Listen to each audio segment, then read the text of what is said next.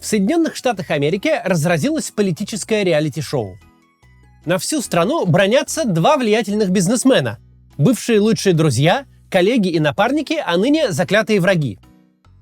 Да, это наконец-то случилось. Президент США Дональд Трамп и его соратник-миллиардер Илон Маск начали публично ругаться и обвинять друг друга во всех смертных грехах. Этот конфликт следящие за американской политикой ждали все время их сотрудничества и во время президентской кампании, и во время нового срока Трампа.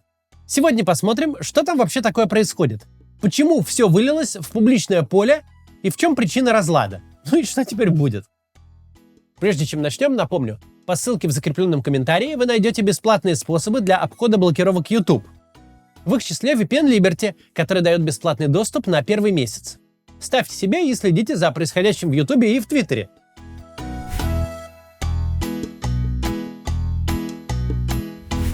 Сначала прям на минуту предыстория для тех, кто не знает. Самый богатый человек на свете, Илон Маск, начал активно топить за кандидата в президенты США Дональда Трампа во время прошедшей кампании. Давал ему денег, выступал на митингах и так далее.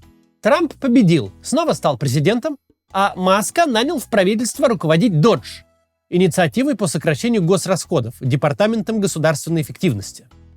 Dodge порезала кучу вещей. Какие-то и правда не особо полезные, но в основном очень даже полезные, вроде грантов на борьбу со СПИДом. Сам процесс консерваторам понравился, и сотрудничество Маска с Трампом у них считалось большим-большим успехом. Борьба с воук-культурой и злыми леваками-коммунистами, победа за победой, все вот это вот. We are so back! Словом, мага. На днях сотрудничество резко прекратилось. 29 мая Илон Маск заявил, что уходит из Белого дома. Сам он подал все так, что просто следует букве закона. Дескать, Маска наняли как специального государственного сотрудника для коротких проектов. А работать по такому статусу можно только 130 дней, которые как раз и прошли. И вот законопослушный Маск покорно сдает жетон и пистолет, верно отслужив благодарной родине. Сначала уважаемые участники конфликта вели себя цивильно. Трамп провел с Маском пресс-конференцию в овальном кабинете, обменялись любезностями, Трамп подарил Маску символический ключ от Белого дома, правда не удержался от упоминания, что он такие ключи много кому дарит. Выглядело это так все довольно неловко, конечно. Особенно учитывая, что Маск стоял с фингалом под глазом. Сам он сказал журналистам, что его ударил сын. Но вроде Трамп и Маск все-таки разошлись полюбовно. А пару дней назад началось. Тут у нас появляется новый фактор. Большой единый прекрасный законопроект, или One Big Beautiful Bill. Это первый крупный закон, который Трамп проводит через Конгресс в этот свой новый срок. Назывался он так изначально неофициально, просто Трамп так его назвал. Считывается, в общем-то, фирменный стиль. А потом в Конгрессе законопроект так и озаглавили. Собой он фактически представляет бюджет, в который республиканцы впихнули вообще прям все, что хотели бы принять. Снизить налоги есть, урезать здравоохранение есть, плюс 150 миллиардов на оборонку есть, защита чиновников от судов, запрет на регулирование искусственного интеллекта. Все пихаем, не стесняемся. Весь этот Big Beautiful Bill, по всем оценкам, добавит несколько триллионов долларов к госдолгу США. Тот самый госдолг, за сокращение которого регулярно выступают республиканцы. Потому что безответственно, мол, столько тратить, мы, мол, обанкротимся, и вообще это все социализм. Тот самый госдолг, из-за которого в правительство и пришел Илон Маск. Его Dodge должна была все нещадно сократить и таким образом спасти Америку от катастрофы, а налогоплательщиков от уплаты налогов. И вот тут приходит президент Дональд Трамп и предлагает влезть в долги еще на несколько триллионов. Ситуация? Маск такого стерпеть уже не мог. И дальше очень весело стало. Но об этом после небольшой рекламы. Во многих странах действуют ограничения на операции с наличными. Так государства борются с теневой экономикой и серыми доходами. Поэтому при путешествии за границей лучше иметь с собой карту зарубежного банка, а то и две, на всякий случай. К тому же их сейчас достаточно легко и быстро можно оформить. Например, через компанию Skyzit. У них удаленно можно оформить карту банка ближнего зарубежья и получить ее с доставкой на дом. Из документов понадобится только загранпаспорт. С картой вы сможете оплачивать онлайн-сервисы, бронировать отели и совершать покупки за границей. Ее можно подключить к Google Pay и расплачиваться пластиком. Приложения банка и техподдержка работают на русском языке, а пополнять счет можно с российской карты. А еще для каждого клиента бонусом идет страховка для путешествий и доступ в бизнес-залы в аэропортах. Если вы думали, что завести такую карту дорого, то это не так. У Skyzit есть доступные цены и даже рассрочка с первым платежом через месяц. Переходите по ссылке в описании, чтобы узнать подробности. С промокодом CATS будет скидка до 15 тысяч рублей на услуги команды. И еще в подарок к вашей карте приложат вот такую наклейку, напоминающую о нашем канале. Спасибо, что смотрите рекламу. Продолжаем. Мы говорили о том, что Трамп предложил влезть в долги еще на несколько триллиончиков, и это после того, как Маск официально долго и упорно занимался вроде как сокращением госдолга. Короче, Маск где-то неделю терпел и в итоге не вытерпел.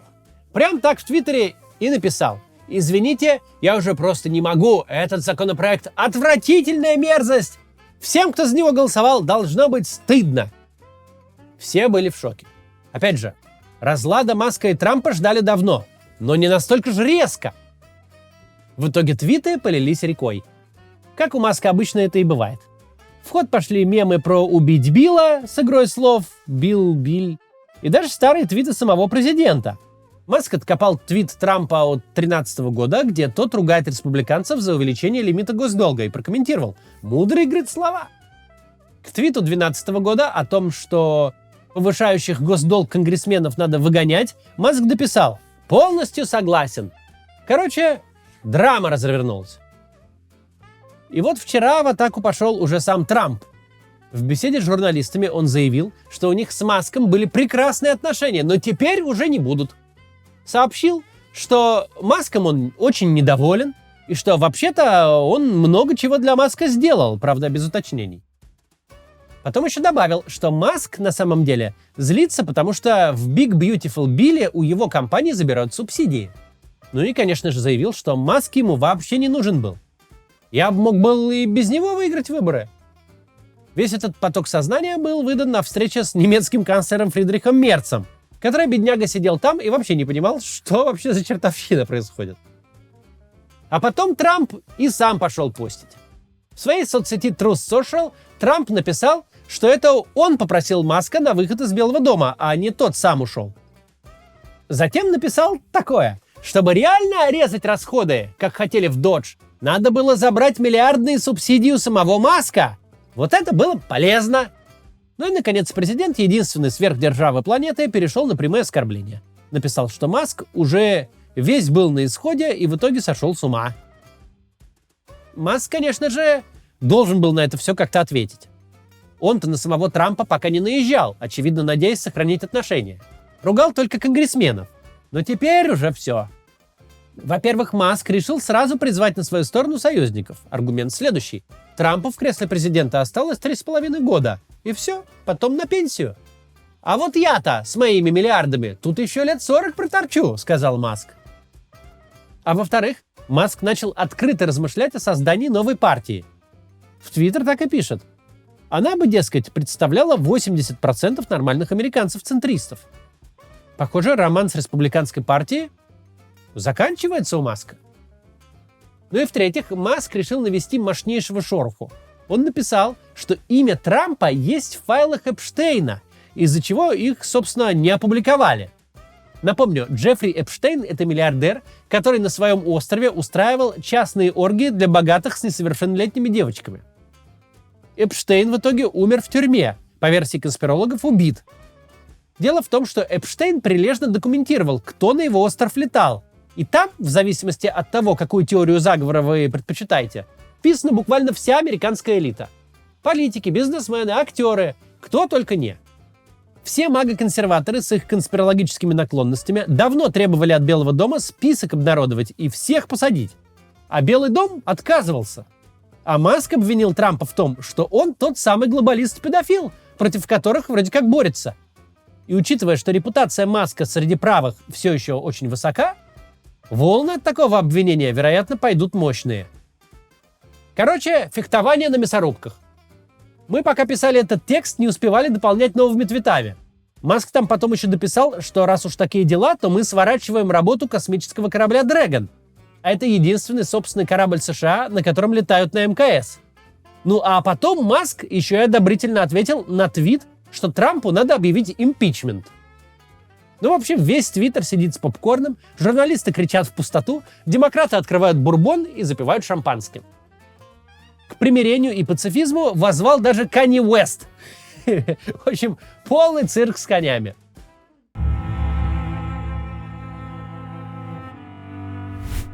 Власть Дональда Трампа в значительной степени строится на полном контроле над республиканской партией. А контроль над республиканской партией в значительной степени строится на доступе к кошельку Илона Маска. Илон Маск может по своему усмотрению заплатить за любую избирательную кампанию любого уровня. Профинансирует он твою или твоего конкурента – очень важный вопрос для любого политика-республиканца. И вопрос этот в году прошлом и начале этого был однозначно увязан с поддержкой Трампа. С другой стороны, бизнесы Маска чрезвычайно зависимы от американского государства. В любой стране любой крупный бизнес, в общем-то, не бывает в полной мере от государства свободен. Он так или иначе завязан на государственные контракты, более всего зависим от регуляций. Но компания Маска – особый случай.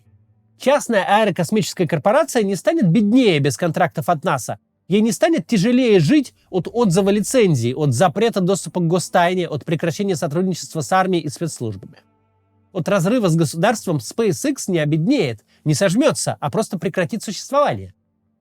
Частные запуски и доходы от Starlink частично перекроют лошадиные затраты на содержание компании. Но все это не имеет смысла без государства с его лицензиями, госконтрактами и доступом к гостайне. Tesla предельно зависима от субсидий, налоговых льгот и дешевых кредитов на покупку электромобилей с государственным участием. Когда автомобильный рынок уже настолько развит, любая новая потребительская технология нуждается в государственных деньгах, чтобы стать для потребителя привлекательной. Союз Трампа и Маска – это классическая олигархия, просто как в наши 90-е. Бизнес получает доступ к государству и возможность влиять на распределение сотен миллиардов долларов, а президент получает доступ к сотням миллионов в кармане бизнесмена. К тому же бизнесмен наш не абы кто.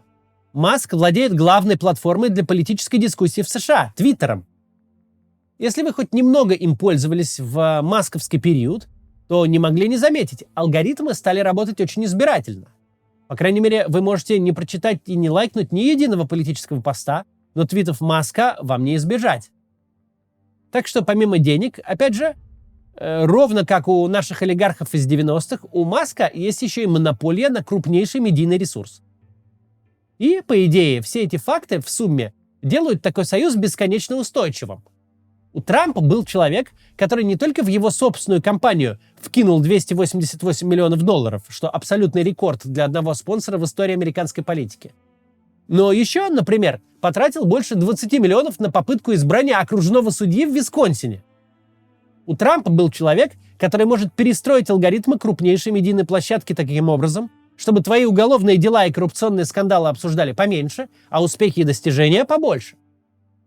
С другой стороны, зависимый от госконтрактов Маск через Департамент эффективности де-факто получал доступ к манипуляции государственными тратами. Пока Маск был в силе, любой чиновник НАСА, который хоть заикнулся бы о том, что лучше отдать контракт не SpaceX, тут же оказался бы недостаточно эффективным и отстраненным. Любой чиновник Минфина с рассуждениями о том, что Тесле следует срезать налоговые льготы, тут же пошел бы искать новую работу. С точки зрения политической рациональности, союз Трампа и Маска был заключен на небесах. Любой сенатор или конгрессмен от республиканской партии прекрасно понимал, заикнется против Трампа, и осенью в его сельском округе Оклахомы, где все по баксу на компанию собирают, Маск выпишет конкуренту чек на 50 лямов и не чихнет даже. Любой же чиновник правительства понимал, обидит компанию Маска, до вечера выйдет из офиса с коробкой и чеком выходного пособия. Если бы речь шла о классической политике и классическом бизнесмене, о неком рациональном тандеме, мы бы сказали, такой союз власти и собственности – это жуткое и очень устойчивое сочетание. Такие союзы действительно способны похоронить демократию. Но в данном случае сыграла не рациональность, а то, о чем многие предупреждали с самого начала. Дональд Трамп и Илон Маск – это люди, ни один из которых не способен быть вторым номером в паре. Маск ни одной секунды не вел себя так, как по идее следует вести себя главному олигарху в олигархической системе. Не отсвечивать и довольствоваться местом серого кардинала. С первой секунды вступления Трампа в должность Маск держался так, будто президентом избрали его самого. Он без конца давал поводы всем на свете СМИ, всем оппонентам Трампа рассуждать о том, что президент США чисто номинальная фигура, которой Маск вертит по своему усмотрению. Вместо того, чтобы по-тихому влиять на процессы, он пытался напрямую ими управлять, что доходило до открытых перепалок прямо в Белом доме. Не имея вообще-то никакой официальной должности, Маск вел себя как начальник над всеми начальниками. Считал, что лучше любого министра знает, кого увольнять, а кого оставлять. Не существует на свете такого главы государства, который станет подобное поведение хоть сколько-то долго терпеть. Тем более Дональд Трамп, который влюблен в себя до самозабвения и нисколько этого не скрывает. С одной стороны, развод Трампа и Маска настолько предсказуемое событие, что никто не может даже взять пирожок с полки за успешный прогноз. Случилось то, что должно было случиться. С другой стороны, когда богатейший человек в мире де-факто обвиняет президента США в участии в педофильских вечеринках, рассказывая о файлах Эпштейна, это такая форма расставания, такой взаимный ущерб, предсказать который заранее было невозможно, а сейчас невозможно предсказать его последствия. Но пока все это хотя бы весело. До завтра.